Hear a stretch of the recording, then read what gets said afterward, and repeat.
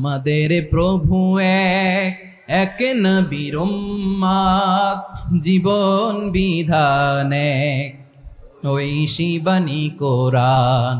আমাদের প্রভু এক, এক নবীর উম্মত, জীবন বিধান এক, ঐশী বাণী কোরআন।